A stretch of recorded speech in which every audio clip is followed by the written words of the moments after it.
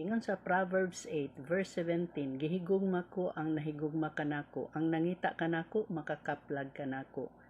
So gihigugma gyud sa Ginoo ang nangita sa iyaha. So asa man nato siya pangitaon ug atong makaplagan diri sa Bible. Kining Bible mao ni siya ang pulong sa Dios nga gibilin diri sa atoa aron naatay guide unsaon nato pagkinabuhi nga matarong. So kinahanglan gyud magbasa ta ni ani. Kini nga Bible baga ni siya tungod kay Old and New Testament ni siya. Ang Old Testament katuning panahon sa mga propeta nga daghan kaayog mga panagna. Ang New Testament kung makakita mo Bible gihapon siya pero panahon na siya ni Jesus Christ. Sa Old Testament wala pa si Jesus Christ. Sa New Testament naa na si Jesus Christ.